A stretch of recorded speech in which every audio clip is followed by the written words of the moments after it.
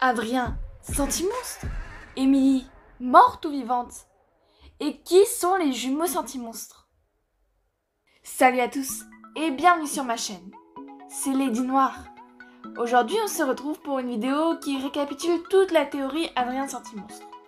Ça fait longtemps que j'avais envie de faire cette vidéo et maintenant que c'est les vacances de Noël, je vais enfin pouvoir me lancer.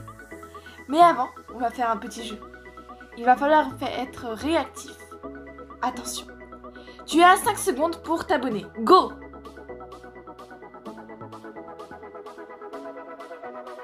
Alors, tu as réussi? Sinon, alors tu auras peut-être une autre chance à la fin de la vidéo. Bref, assez bavardé, c'est parti pour la théorie. Par contre, vous devez savoir que tout ce que je vais vous raconter n'est que théorie et spéculation. Pour l'instant, on n'a aucune confirmation que Adrien et Félix sont des sentimonstres, ou qu'Émilie est morte à cause du miraculeux du pan.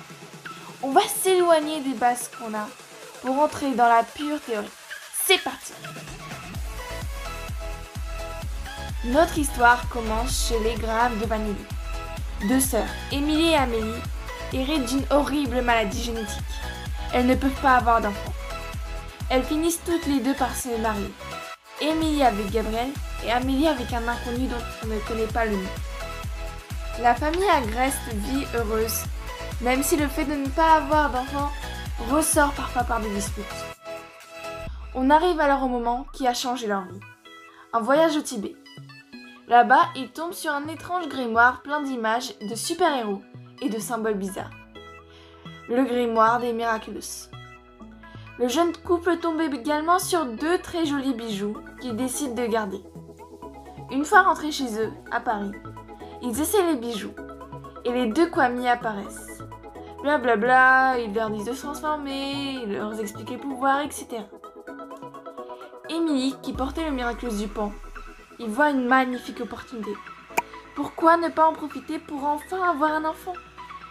Elle en parle immédiatement à Gabriel, qui trouve que c'est une excellente idée.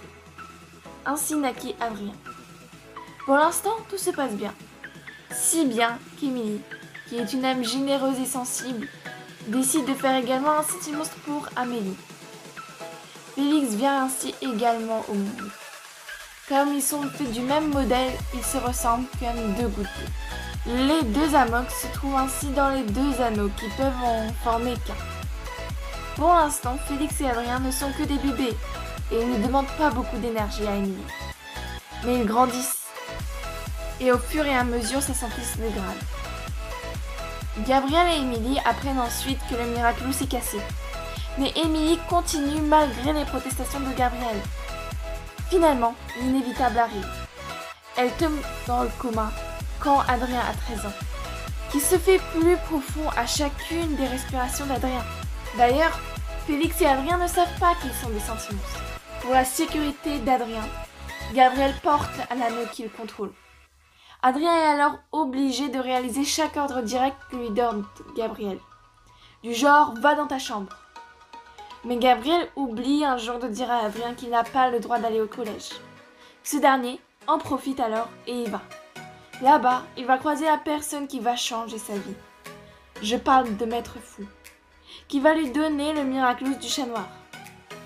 Pareil, Gabriel Agreste n'a jamais interdit à Adrien d'être un super-héros. Ainsi, un chat noir libre du contrôle de son père apparaît. Revenons d'ailleurs un peu vers Gabriel. Rongé par le chagrin, il décide de ressortir le miraculeux du papillon qu'il n'avait pratiquement jamais utilisé. Il apprend alors par Nourou que s'il unifie les miraculeux du chat noir et de la coccinelle, il obtiendra le pouvoir absolu. Vous connaissez la suite. On en arrive à l'épisode Félix.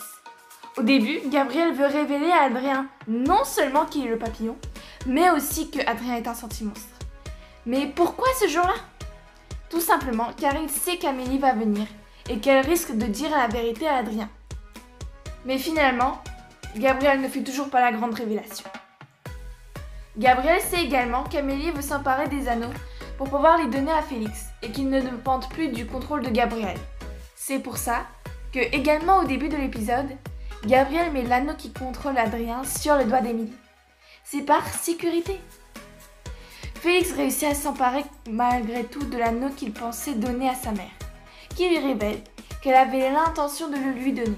Félix ne le sait pas, mais il est enfin libre. Avançons maintenant jusqu'à l'épisode Gabriel Agreste. Entre-temps, Félix a appris qu'il est un sentimonstre et que c'est Émilie qui l'a créé. Regardez comment il regarde son portrait dans Gabriel Agreste. Mais ni lui, ni Amélie ne savent pas ce qui est arrivé au Miraculous après qu'Émilie soit tombée dans le coma. C'est pour ça qu'ils s'intéressent au Ladybug d'Alia. Ils pensent que le Miraculous aurait pu être volé par l'actuel détenteur du Miraculous du papillon et du pan, c'est-à-dire Papillombre. Maintenant, regardez bien cette scène.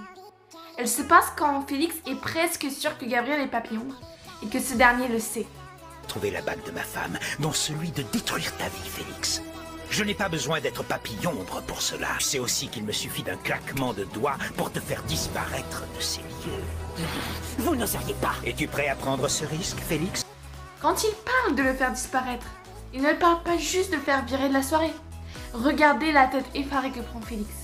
Il est vraiment paniqué, car il pense que Gabriel peut le faire disparaître d'un claquement de doigts, c'est-à-dire le priver de son existence. C'est une des preuves ultimes que Félix est le sentimonstre. On va encore avancer un peu vers l'épisode éphémère. Regardez bien ces deux extraits.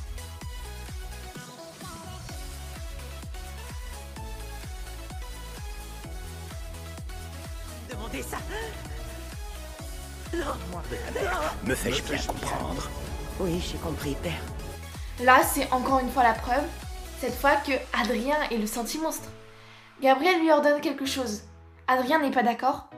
Il lui ordonne autre chose en touchant l'anneau. Adrien est d'accord. Donc on n'avance pas plus dans l'histoire parce que on connaît pas la suite. Et espérons qu'elle va bien se terminer.